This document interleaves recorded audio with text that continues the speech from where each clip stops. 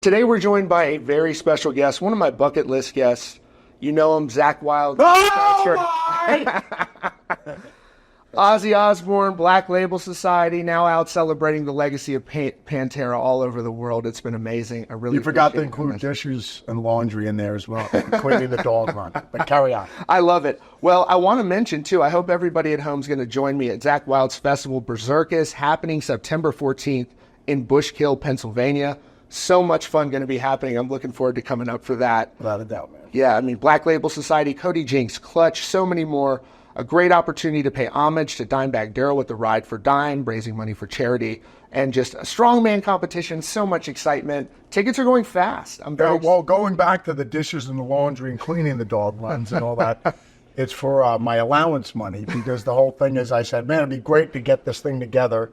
We'll do this Berzerkus, and we'll get all my friends together, and we'll all have a good time.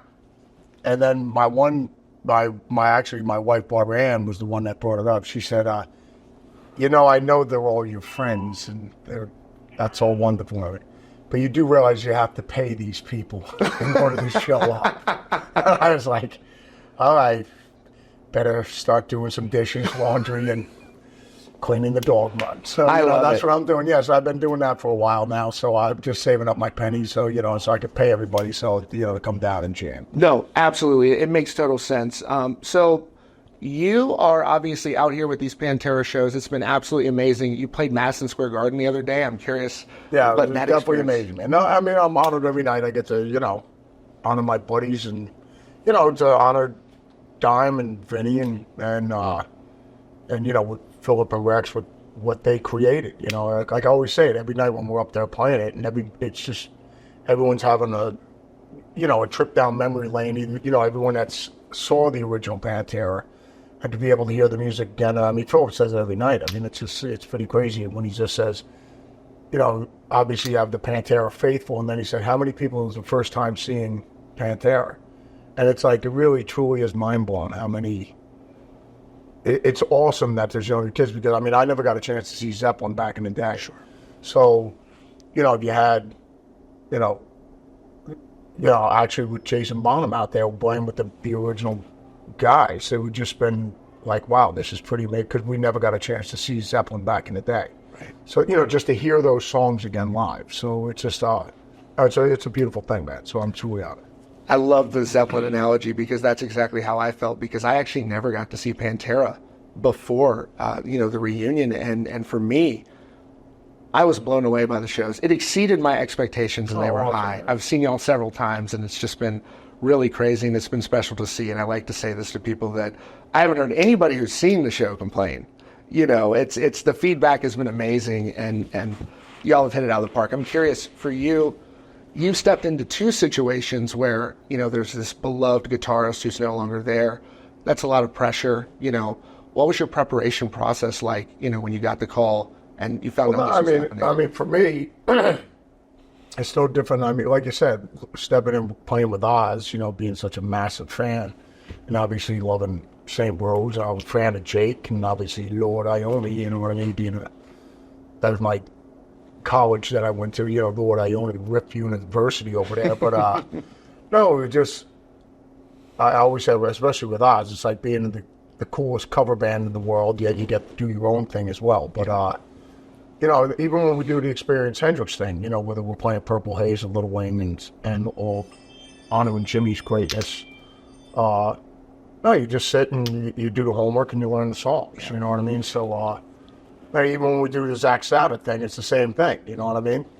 And it's no different than when we were 15, 16, 17 years old playing keg parties in our friends' backyards or in our buddies' kitchen or basements. The kitchen gigs are always good.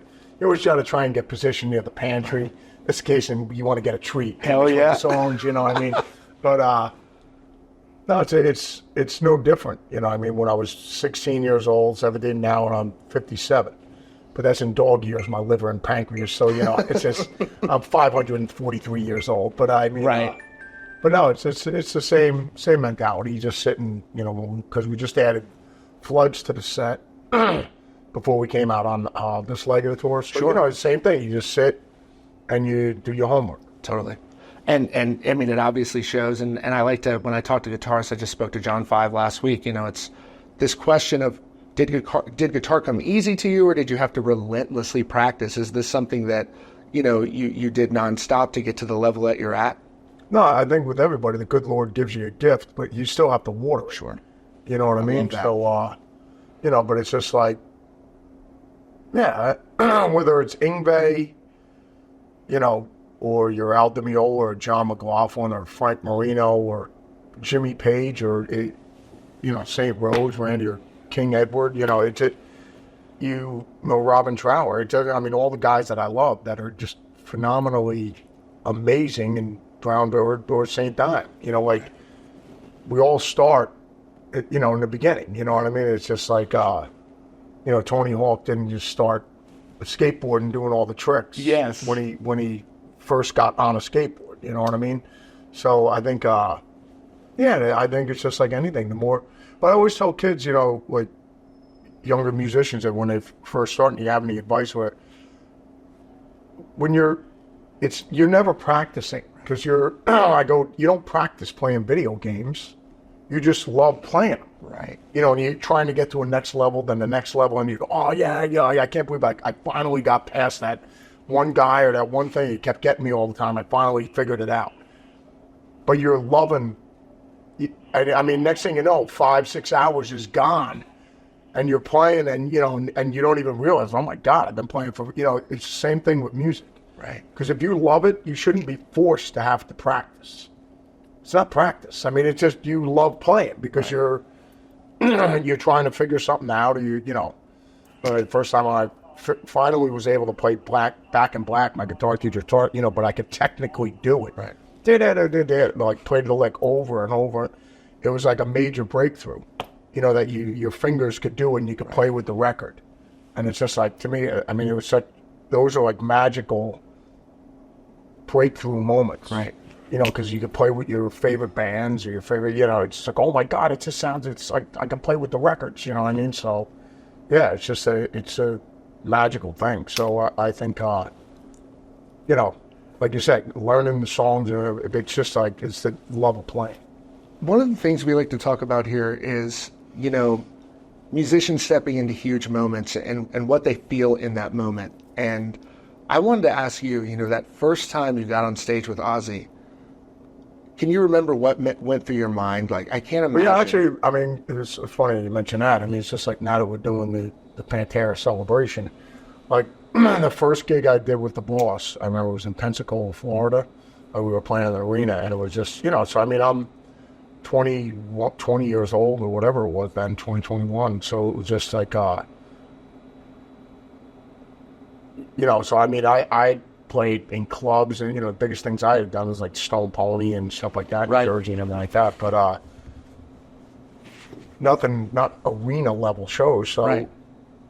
it was just like, I remember when the lights went down before the Kabuki dropped, they were just like, wow, this is like amazing. It's just mind blowing. So I mean, you know, just I think not so much the nerve, just like the adrenaline. I guess, you know, like, I guess if we were skydiving, you're going to jump out of the plane, you know what I mean? So for the first time, you know, so, but when we did the first show in Mexico with Pantera, it was before the Kabuki dropped, it was like, I felt like it was the first Ozzy gig again. Wow. Like, I'm just saying the adrenaline. Right. You know, because otherwise I just always, like we did Madison Square Garden, I just go up there like, you could tell me it's a Super Bowl. It just, to me, it's another game. Right. You can't get overwhelmed. Otherwise, you'll just collapse. You know, I mean, if you're overwhelmed, you know, if we're at this live TV or something like that, you do it, and you know, a lot of people, when they see the red, they're fine, but when they see the red light go on, or just like, you tell them it's an important game or whatever, they just, it mentally, you know, you collapse, or you just get nervous or whatever, as opposed to just remain calm. You got to be calm. Because I remember, within anything in life. I remember his great advice for Ted Williams when he was going to hit 400.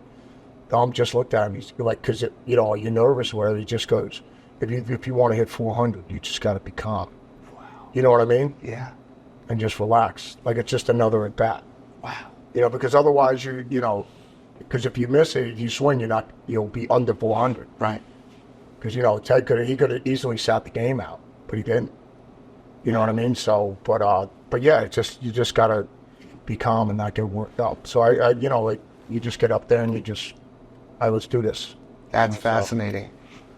Do you look back on your life, you look at your resume, you know, we know your talent, but even your resume as well.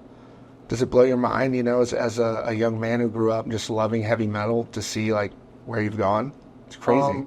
Well, no, I'm truly, you know, I thank the good Lord every day, you know. I thank him in the morning, I thank him at lunch, dinner, brunch, you know. I love midnight snack, you know, before I go to bed. But, no, I'm truly beyond grateful and blessed, man. I thank God every day.